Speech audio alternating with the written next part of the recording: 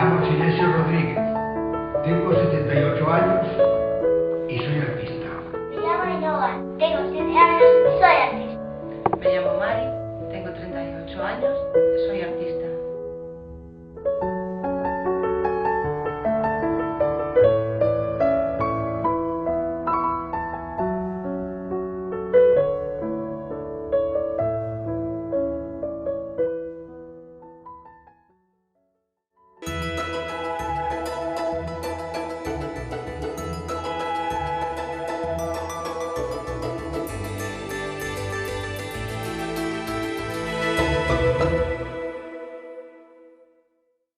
Tres instituciones, ayuntamientos, Xacobeo y CEGAC, se han unido para presentar en Compostela la propuesta de 9 artistas internacionales de diferente origen, rumano, marroquí, de Alemania, de los Países Bajos y también un gallego. Se trata del proyecto A Cidade Interpretada, su segunda edición, y hoy tenemos a su comisario, Pablo Fanego, que nos va a desvelar muchas claves de estas propuestas repartidas por numerosas plazas y espacios públicos de nuestra ciudad. Pablo Fernández Fanego nació en Santiago. Es comisario independiente de exposiciones. Licenciado en Bellas Artes por la Universidad de Vigo, sus iniciativas más recientes han sido las 2 ediciones del proyecto de arte y espacio público A Cidade Interpretada y la exposición colectiva El medio es el museo, en el Marco de Vigo, un trabajo comisariado con Pedro de Llano. En los últimos años ha organizado otras exposiciones como A Títol Propi, en el Centre Sant Andreu de Barcelona, How Soon Is Now, en la Fundación Luis Seoane, y Alicia Framis Secret Strike, en el CEGAC. Su trayectoria profesional anterior está sobre todo vinculada a la Fundación Luis Seoane de A Coruña. En este centro dirigió importantes proyectos expositivos y editoriales. También organizó diversos talleres y actividades relacionados con el arte contemporáneo, como las jornadas Deseño das Pasaxes o Estructuras en Poder, realizadas con la participación de la Universidad Internacional Menéndez Pelayo. En la actualidad prepara 2 proyectos individuales de los artistas Ivonne Aramberri y Hans Schabus en el Centro Culturges de Lisboa y en el IAC de Lyon. Bienvenido a Espacio de Arte, Pablo. Gracias por invitarme. Pues si te parece, vamos a hacer el recorrido que nos has propuesto en tu comisariado. Vamos a empezar siguiendo las agujas del reloj, Sí. Pienso. Si uno pasa por la plaza do Irmán Gómez, detrás de la plaza del mercado, se encuentra una estrella, una luz y un patíbulo. El título de la pieza se titula Which Light Kills You, evidentemente alude a la luz. ¿Es lo que ha querido decir este rumano? Sí, en efecto es un proyecto que tiene que ver con la simbología de la luz o de la extinción de la luz en este caso, con el apagamiento, digamos. Y bueno, es un artista, como muchos artistas procedentes del este, ¿no? que han irrumpido con fuerza en la escena internacional en los últimos años, pues son artistas que suelen trabajar con cuestiones relacionadas con el desarraigo, con la hospitalidad, con el territorio, etc., ¿no? Entonces su proyecto en Santiago, pues desde el principio se identificó con esa plaza, sin duda por estar un poco alejada de lo que son los puntos, digamos, céntricos o neurálgicos del turismo compostelano, y también por ser una plaza en la que la única actividad, digamos, es la que transcurre en torno a la cocina económica, ¿no? Ese servicio llevado por una orden religiosa ahí y que presta una ayuda pues a sectores más necesitados, ¿no? De inmigrantes, simples personas en paro que están pasando por dificultades, etc., ¿no? Entonces, quizá también por su condición de rumano, pues también se identificó un poco con ese lugar, ¿no? Sí. Que es más difícil que los ciudadanos de a pie, como bien dices, pasen precisamente por ahí, no es muy frecuente. Sí, es una zona, yo creo que de tránsito para el compostelano que lo conoce y que lo utiliza como atajo para llegar a otros lugares, incluso... Muchos ni siquiera conocen, es que hasta el nombre, porque también es conocida como Plaza de los Bomberos. De los bomberos, efectivamente. Bueno, pues les animamos a que se den una vuelta. Sí. Por cierto, nos hemos fijado que muchas de estas piezas han sido desplazadas.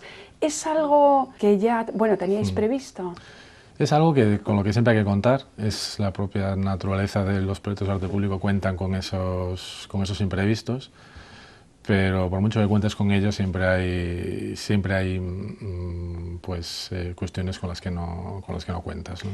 ¿También contáis con que alguna pieza pueda pasar desapercibida? Y hago referencia a la de Daniel Nor en la Plaza del Toral, con esas chapitas imitando las antiguas señalizaciones de nuestras plazas o calles. Sí. Pero parece que pasa muy desapercibida, y no digamos con las piezas que se han llevado y faltan. No, la pieza de Daniel Nor pasa desapercibida simplemente porque hay piezas que han sido efectivamente sustraídas, ¿no? Ya a los pocos días de estar allí instaladas, ¿no? Se ensayaron diferentes soluciones para poder instalar las placas de una forma que no agredieran a las fachadas, ¿no? Monumentales, porque como es lógico no se pueden realizar perforaciones en el granito, ¿no? de ninguna edificación.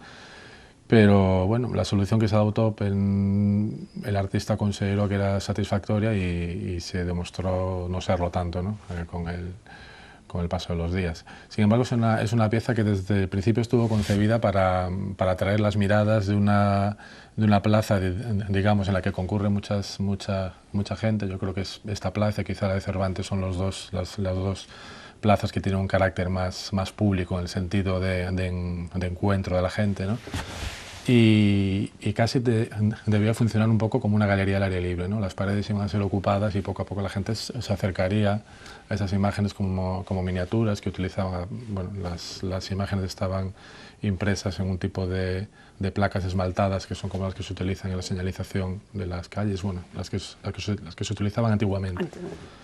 Y con el universo. Sí, claro, la solución era muy atractiva, efectivamente, eran las fotografías en una secuencia fotográfica de imágenes procedentes de diversas fuentes, desde imágenes del espacio exterior, de la galaxia, hay imágenes que progresivamente se van acercando al contexto, al enclave en la que se sitúa el espectador en ese momento, ¿no? La Plaza del Toral, que está presidida por la estatua de Atlas coronando la fachada del Pazo de Bendaña, donde el propio Atlas sujeta el firmamento, ¿no? con la representación del sistema solar, ¿no? Otros artistas, me fijo en Andreas Fogarasi, se han fijado en la ciudad de la cultura para hacer una interpretación de Santiago de una manera un tanto especial. Sí, efectivamente. Andreas Fogarasi es un artista que siempre ha trabajado sobre aquellas cuestiones que rodean la promoción de las ciudades, la conversión de las ciudades en imágenes que comercian en el turismo global, digamos. Y sin duda cuando llegó a Santiago, pues él ya conocía por referencia ese proceso, el desarrollo del proyecto de Peter Eisman, y se interesó por el estado actual, ¿no? Y su proyecto pues no deja, es una reflexión sobre ese fenómeno que se conoce como industria cultural, que ha sido bueno, es un fenómeno muy antiguo, pero sin duda en los últimos 20 años ha experimentado un auge muy especial, ¿no? Y una ciudad como Santiago, sin duda, un hito de ello es el actual proyecto de la Ciudad de la Cultura, con todos sus impases, sus demoras, sus problemáticas, etcétera, ¿no? El proyecto consistió en desplazar una pancarta de grandes dimensiones que se construyó en el inicio de las obras para indicar el nombre de las diferentes piezas que iba a albergar el complejo. Y esta pancarta, que tiene unas dimensiones enormes, como de 25 o 30 metros, pues era visible desde la autopista del Atlántico, ¿no? Entonces se leía perfectamente lo que es biblioteca, museo, palacio de congresos, lo que sea. Entonces, con el tiempo, después de 10 años o 11 o 12 que nos separan del inicio de bueno, no del inicio, pero de la aprobación del proyecto, esto se ha convertido en una ruina, ¿no? Que es algo como que habla por sí mismo de lo dificultoso que ha sido el propio proceso, ¿no? Entonces, al desplazarlo a los jardines que están ubicados enfrente de la Xunta de Galicia, pues funciona un poco como un gesto de denuncia o como un comentario, ¿no? Ya lo saben, que lo tienen justo enfrente del edificio central de la Xunta. Después, Fogarasi también en una caseta en la vamos, en nuestra Alameda compostelana, pues también ha hecho 3 vídeos. Efectivamente, el completo, es decir, si este proyecto enfrente de la Sulta podría resultar un poco ilegible para aquellos que no hayan estado allí, es decir, que no hayan accedido a las obras o que no se hayan fijado en la existencia de estos carteles, pues el proyecto se completa con 3 filmes realizados que sirven como comentario, ¿no? o como explicación. Uno de ellos fue realizado en las propias inmediaciones de la Ciudad de la Cultura, aunque la Ciudad de la Cultura en ningún momento es enfocado como un objeto central, sino que la atención está puesta más bien en las inmediaciones, en ese entorno semi-rural tan característico de Galicia. Y el otro de los filmes son imágenes nocturnas del desmontaje de las barracas de feria de la festividad del Apóstol, que se celebra en la propia Alameda. Entonces son imágenes como muy espectaculares, muy llamativas de esta especie de arquitectura efímera que componen las propias barracas, ¿no? Norias, tómbolas y demás, ¿no? Entonces digamos que la comparación un poco más directa es esa especie de analogía a través de lo que es la arquitectura espectáculo y lo que ello ha supuesto en la promoción de las ciudades en los últimos años, ¿no? Cambiamos de territorio, nos vamos a Nueva Zelanda con Sí. Michael Stevenson. Sí. Él ha intervenido y mucho además la Facultad de Económicas. ¿Cuál es su proyecto? Sí, el proyecto de Stevenson es uno de los proyectos más complejos, y si por complejos entendemos que incorpora diversos niveles de lectura, ¿no? Y es un proyecto que tiene como punto de partida la sorpresa de encontrarse en la Facultad de Económicas una colección de arte. Es una colección de arte que se inició sí, ya. es decir, que tiene su origen en los años 70, que se hizo mayoritariamente a partir de donaciones, pero también alguna que otra adquisición.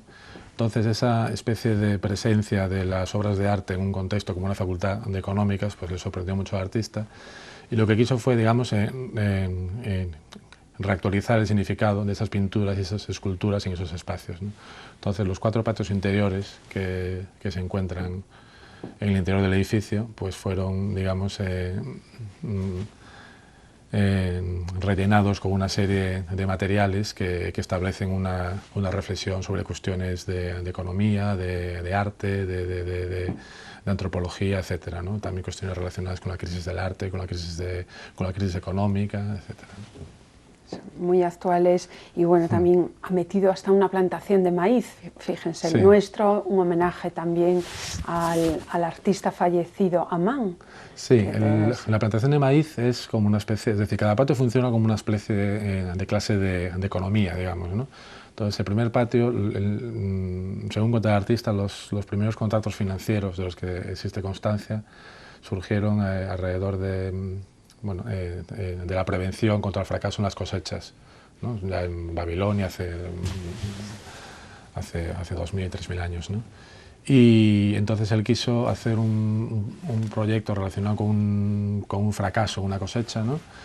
Y que tuviera como base pues un recurso importante para la economía gallega, ¿no? Bueno, ya ven que todo el proyecto está súper vinculado a nuestra historia, a nuestra geografía. Si te parece, vamos a hacer un pequeño inciso y vamos a escuchar a una profesora de la Universidad de Santiago de Compostela, Marisa Sobrino, experta en arte público y seguro que con mucho atino nos hace un comentario sobre la ciudad interpretada. Pablo Fanego es un comisario independiente con una sólida formación en Barcelona, que es donde reside, pero en Estados Unidos y en varias ciudades europeas. Son de resaltar sus diversos proyectos expositivos y concretamente estos que son intervenciones urbanas y que reciben el título genérico de A Cidade Interpretada. Se trata en este caso, en esta segunda edición de A Cidade Interpretada, de un conjunto de propuestas de 9 artistas que intervienen diversos espacios urbanos proporcionándonos una percepción reflexiva y crítica de esos espacios e incluso preguntándose la pertinencia del arte público en esos espacios del entramado urbano. Pablo Fanego es uno de estos comisarios jóvenes, entre los que se encuentran otros nombres como Chus Martínez, Pedro de Llano o Manuel Segade, que son chicos nacidos en Galicia, aún sin una larga trayectoria y un recorrido muy amplio porque son muy jóvenes, pero sí con un importante y sobre todo muy selecto background. En sus propuestas expositivas cuentan en general con los artistas más significativos del panorama actual del internacional. Como recogiendo las palabras de Marisa, comisariado de moda, también lo he leído en otras. Bueno. ¿Los comisariados están de moda, ser comisario? Sí, eso se ha dicho. Sí, efectivamente han tenido un auge en los últimos años. Quizá como sea una de las cosas que también entren ahora un poco en recesión, no lo sabemos, pero sí que es verdad que un poco al amparo del auge del mercado, tal, pues también la figura del comisario ha sido más solicitada, ¿no? Sin duda. ¿Qué es lo que te animó a proponer al ayuntamiento este proyecto que ya va por su segunda edición? Pues como compostelano que soy, digamos, echaba de menos algún tipo de lectura de la ciudad más insólita o más inédita.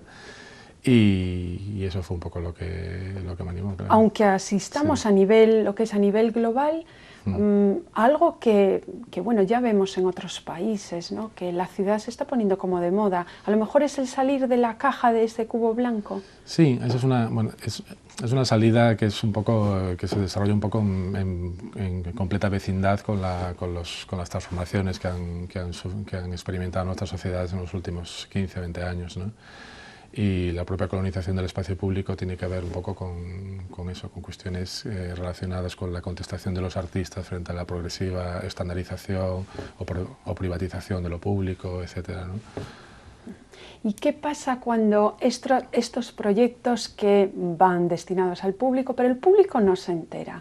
Por ejemplo, Pablo, si nos desplazamos al Museo de las Peregrinaciones sí. Con estos artistas de origen holandés, ¿es difícil? ¿O tú tienes un papel, una guía, o casi no te enteras? Sí, bueno, evidentemente. En este caso, en el caso concreto de estos artistas, han hecho un proyecto también muy complejo y sin una hoja de sala es imposible enterarse. Es decir, no es que un espectador sea más o menos entendido en arte contemporáneo. Cualquier espectador requiere de esa guía, ¿no? En este caso, en la sala, el que entre se puede encontrar con ese texto escrito por los propios artistas en los que desmenuzan las razones de su intervención. Por cierto, muy interesante este proyecto de Brumelang and de Haan, que sencillamente ha estudiado la imagen de Santiago Matamoros. Sí, entre otras cosas, el punto de partida es digamos, el cruce entre la asistencia de Santiago Matamoros representado en unos tapices flamencos del siglo XVI, pues es el cruce de eso con otras cuestiones relacionadas con el presente, en concreto relacionadas con el modo en que los medios afrontan lo que se llama la corresponsalía relacionada con las guerras, ¿no? Brumelang and de Haan se remite pues a dibujos, incluso tapices del siglo, del pleno Renacimiento. Rubén Santiago, sin embargo, se remite a pues casi la estructura urbana que forma una ciudad, los propios canales de agua, de suministro. Sí, efectivamente, el punto de partida de su proyecto es la canalización de aguas, esa arquitectura, digamos, invisible que no vemos, ¿no? Compuesta por, y que tiene como fin la distribución del agua de consumo corriente. Entonces, su propuesta consistió básicamente en dos acciones, que fueron una realizada en las plantas potabilizadoras de Santiago, que consistió en la modificación de una cantidad un poco, digamos, imperceptible, pero a nivel simbólico muy significativo de la composición química del agua. Y por otro lado realizó una canalización del agua del Centro Gallego de Arte Contemporáneo hacia el exterior del museo, ¿no? Conectando ambos ámbitos, el exterior y el interior, basado en la particularidad de que el museo, la arquitectura de Siza, está edificada sobre una corriente continua de agua. De hecho, el edificio tiene 2 bombas continuas que necesitan estar funcionando. Bueno, el proyecto a mí me parece interesantísimo, pero no obstante han salido críticas muy duras en la prensa y bueno, un amigo de esta casa, Demetrio Peláez, arremetía duramente contra estos tubos grises y otros calificativos. ¿Qué comentario puedes hacer sobre este tipo de valoraciones? Pues vamos a ver, los proyectos de Rubén propiamente trabajan sobre eso, ¿no? Es un artista que está interesado en los mecanismos de construcción social de la experiencia y de producción consensuada de valor simbólico, ¿no? Y digamos que sus obras siempre introducen un elemento de disenso, ¿no? Entonces, en este caso, el desacuerdo manifestado por Demetrio sobre si esto puede ser una obra de arte o no obra de arte, pues es algo que enriquece su proyecto, ¿no? En fin, es un proyecto que si uno lo analiza detenidamente, descubre que hay muchísimos registros contenidos en él, ¿no? O sea, no es simplemente una tubería, ¿no? No, un estudio además muy concienzudo sobre los orígenes y de que porque dense cuenta que el Museo de Arte Contemporáneo no se instala así al azar, o sea, tiene que haber un estudio riguroso de un terreno además que tenía muchos desplazamientos de tierra. Sí, es un proyecto muy interesante porque esto es un proyecto de arte público y este proyecto, aunque tenga lugar en el museo, sin embargo, ubica al museo en un contexto geográfico, urbanístico, físico, ¿no? Histórico y de mucha trascendencia para la ciudad. Es un proyecto que hace dialogar este aspecto, digamos, geográfico con el significado conceptual del museo como un contenedor que tiene como función almacenar y filtrar la experiencia y la memoria, ¿no?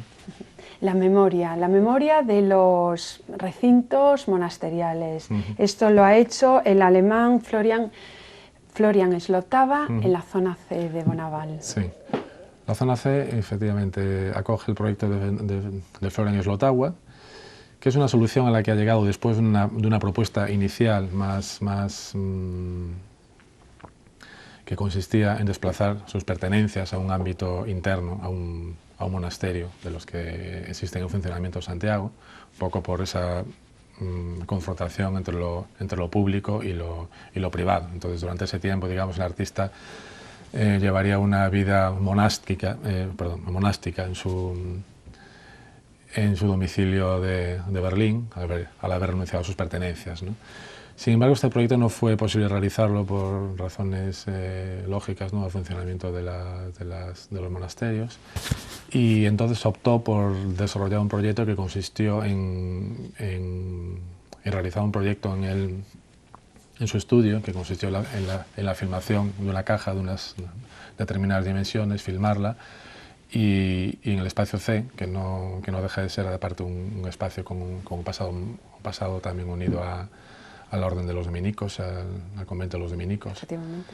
Entonces, pues digamos que el proyecto hace dialogar este espacio, ¿no?, con el espacio donde transcurre la cotidianidad de un artista, ¿no?, con esta especie de comparación entre la vida del monje y la vida del artista, ¿no? Las dos en soledad. Sí. Y de este espacio muy minimalista vamos a otro que no pudo ubicarse donde estaba pensado, en San Martín Pinario, y entonces se desplaza al CEGAC, es de la marroquí Latifa, y alude pues a un tema muy actual del que todos estamos en contra, cuáles las lapidaciones. La lapidación, efectivamente. Bueno, ese es el significado, digamos, más literal. Las obras de Latifa Ezquerra siempre juegan un poco con la ambigüedad, ¿no? Son obras que siempre atraen, son muy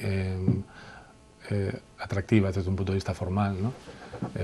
Me presta mucha atención a las cuestiones espaciales que rodean sus obras, pero después siempre descubres que hay unos códigos que permiten unas lecturas más, digamos, más políticas o más sociales, ¿no? En este caso, pues, la lectura referida a esta tradición punitiva tan bárbara, ¿no? Como es la lapidación, ¿no? Que, efectivamente. De la pasada edición, Pablo, muchos ciudadanos hemos echado de menos que pudiesen quedarse de manera permanente alguna pieza como la de Barbie, aquel minarete. Sí. ¿Hay posibilidad de que alguno de estos trabajos se pudiese quedar? Pues eso depende un poco de la voluntad de las instituciones y del carácter de las propias intervenciones. Hay intervenciones que por mucho que se quiera tienen los días contados de permanencia en la ciudad, pues se deterioran. El propio minarete de Barbie, aunque era un proyecto excelentemente planteado, se hubiese deteriorado con el tiempo porque los materiales tenían un ciclo de vida también, ¿no? Pero no sé, hay proyectos, por ejemplo, sin más lejos, el proyecto de Fogarasi, la pancarta instalada enfrente de San Caetano. A mí sí se me ocurre que podría ser un elemento de mobiliario urbano casi, no permanente, pero sí que podría seguir durante un tiempo más indeterminado, ¿no? Y también, bueno, la lámpara, también el cadalso, bueno, yo lo pondría en Cervantes, que en Cervantes se ejecutaba, no sé si es en esa plaza también. Sí, no lo sé, no conozco la Pero historia. En Cervantes, efectivamente, sí, en Cervantes sí. Es verdad que la plaza, aparte, tiene esas connotaciones un poco que es fácil imaginarse una ejecución en ella, ¿no? También me quedaba yo con las tuberías, porque las tuberías, pues es que sí, ¿qué seríamos nosotros además sin el agua? Sí. Bueno, con una buenísima iniciativa y que se juntaran tres instituciones. Sí. Partes de una base, un presupuesto de 265.000 euros. ¿Es suficiente o has echado en falta alguna intervención totalmente inviable? No, yo he considerado que era suficiente, lo he asumido y desde luego es un presupuesto que permite hacer cosas, ¿no? Otra cosa, los proyectos de arte público en todo caso siempre requieren un esfuerzo económico muchísimo mayor que los proyectos ubicados en un espacio acotado, en un museo, un interior, ¿no? Pero no, quizás hay cuestiones de previsión relacionadas con la elaboración de una serie de complementos didácticos que podrían haber reforzado y haber ayudado un poco en esto que me comentabas antes de si las obras llegan al espectador o son demasiado crípticas o no. Eso. Sí. Y además muchas, bueno, que están ubicadas en sitios que a lo mejor nunca pasan por ahí. Sí, pero bueno, esa es era una de las premisas, digamos, curatoriales del proyecto, es decir, plantear otros itinerarios. Tampoco se planteó así a los artistas, pero los artistas tienden a evitar aquellos puntos más de aglomeración y a forzar otro tipo de movimientos, ¿no? Se invita a los artistas aquí, bueno, ya nos queda muy poquito tiempo para terminar. Sí. ¿Cuánto tiempo estuvieron y con qué impresión se llevan? Pues están un tiempo relativamente breve, ¿no? De hecho, lo idóneo sería que los artistas pudiesen tener una vivencia más prolongada en la ciudad, para llegar por sí mismos a algunas cosas a las que casi tienes que orientarles, ¿no? Esa es un poco mi labor, al conocer el trabajo previo de los artistas, los vas un poco conduciendo a cuestiones o a problemáticas que conoces de tu ciudad y que crees que les van a interesar, ¿no? Pero quizá con un tiempo más mayor, pues ellos mismos llegarían a otras cuestiones, ¿no? Bueno, pues Pablo, muchísimas gracias por haber estado con nosotros y te animamos a una tercera edición. De acuerdo, muchas gracias. Y a todos nuestros ciudadanos, pues que no se pierdan a Ciudad Interpretada, porque han participado 9 artistas de reconocido prestigio internacional y han elegido esos lugares menos conocidos precisamente para hablar y para recuperar la historia, la economía y hasta la propia geografía. Un ejercicio súper sano y saludable. Recorran las calles y determinados edificios públicos. La verdad, les va a merecer la pena. Nos vemos aquí la próxima semana, como siempre, en Espacio de Arte. Mientras, pueden seguirnos en www.elcorreogallego.es. Me llamo Manu, tengo 30 años, soy artista. Soy Valeria, tengo 5 años y soy artista. Me llamo María Ángeles Cantera y tengo 77 años y soy artista.